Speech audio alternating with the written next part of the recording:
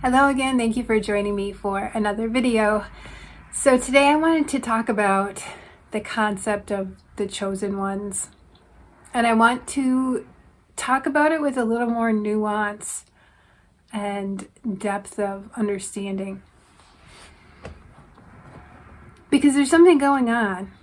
There's something going on there. There's a reason that is showing up in people's lives and why they're called to that label. I think when I was coming online in terms of looking for a spiritual community, like 10 years ago, the word was starseed and trying to figure out your star origins and what planet you came from. And it was highly unpopular to discuss any form of Christianity in any way. Highly unpopular. I remember being, sent multiple messages pretty consistently by someone who wanted to teach me how to comprehend that God is everything. And I think there's a fundamental difference between understanding non-duality and having respect, devotion, relationship with what non-duality is representing. I have respect for myself and the people I love, but somehow when you extend that level of devotion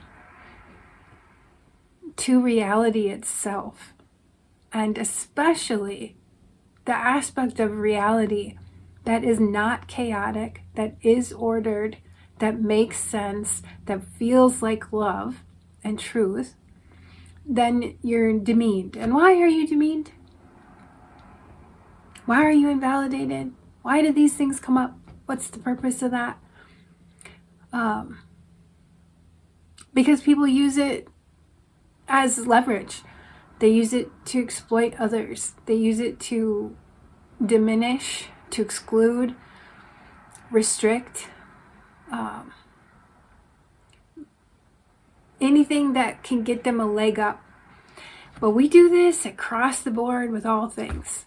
Everything that a human touches, that most humans touch, is going to come under the scrutiny of our mind in terms of exploiting for our own benefit. So the idea of the chosen ones, as I was looking at it, and I get the arguments about, they're trying to make themselves appear better or superior, because that happens, and they are unprepared souls. And so when you hear unprepared souls talk about being chosen by God, as if that's enough, that gets you in the door. Now you have to do the work, you know what I mean? But they skip that part because we've turned spiritual communication and knowledge into a commodity. And with that mistake, and it was a mistake, and I'm going to call it a mistake, and everyone who's doing it, fuck you.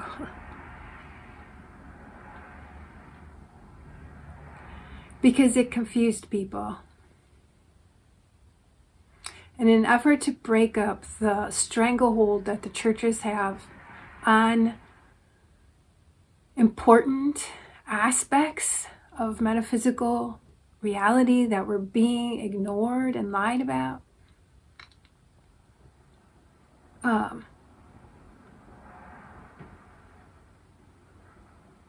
it turned into this whole other problem where anyone with the language could repeat that language without having a direct experience.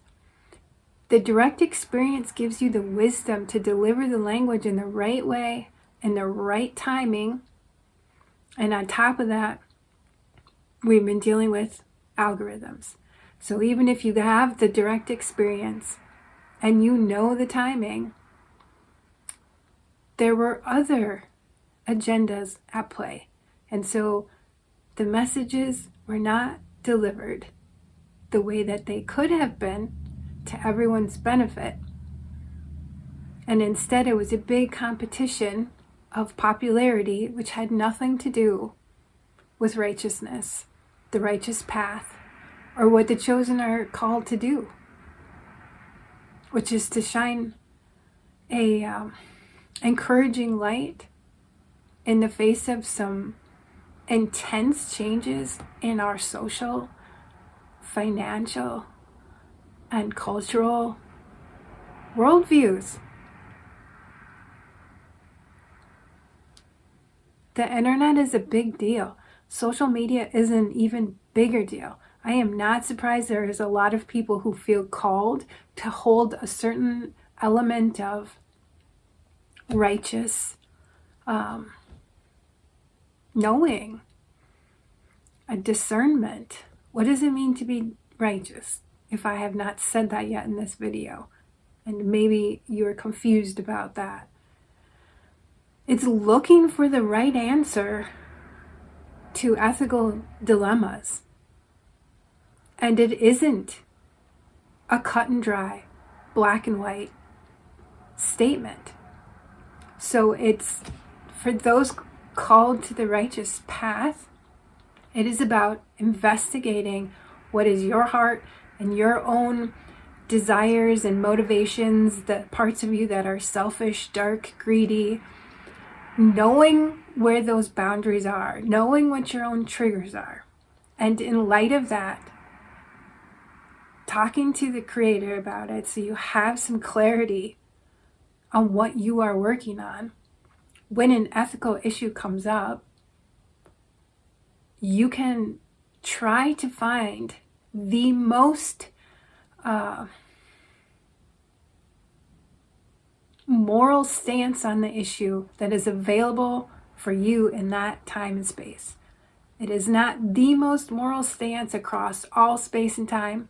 Sometimes there are those things, but we're not really dealing with a lot of that here. But looking at the moral and right choice, and then not being afraid to stand up for it.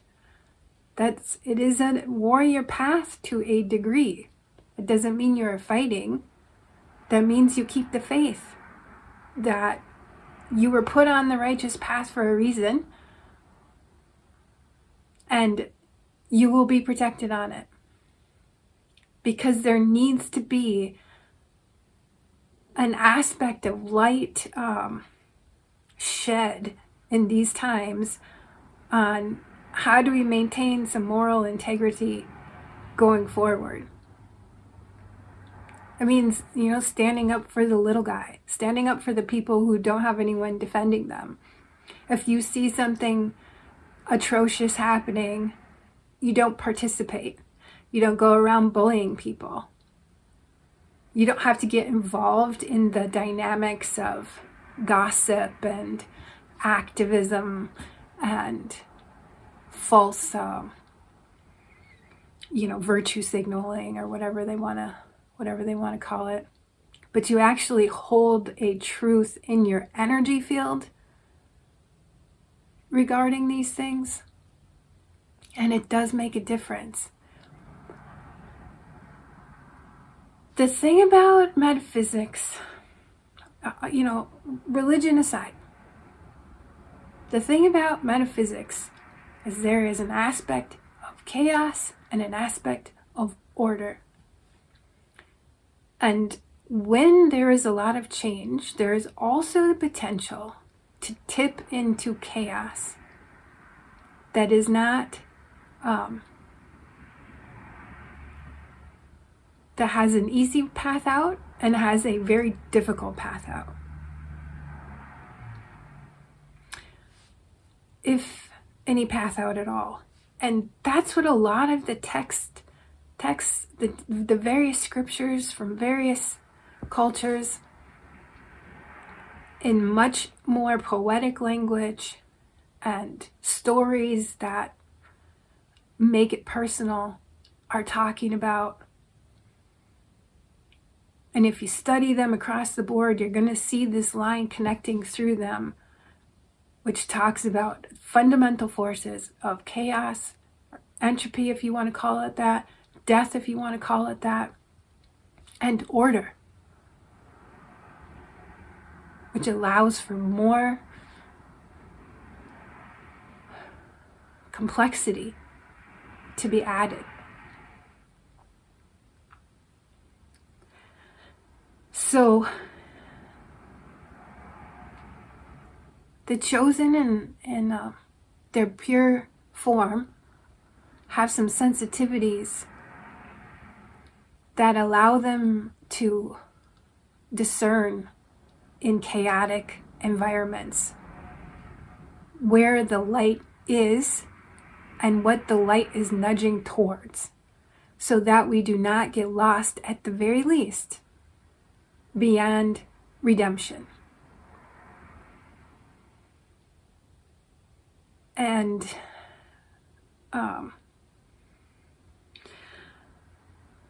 my heart goes out to you because it's been rough. It's been rough. It's been rough to hold an idea, because what was happened simultaneous to all this new information, right, is, very religiously traditional folks have gotten very loud, feeling the push of change that is in the air and necessary. So they've gotten very loud and very dogmatic in some regards.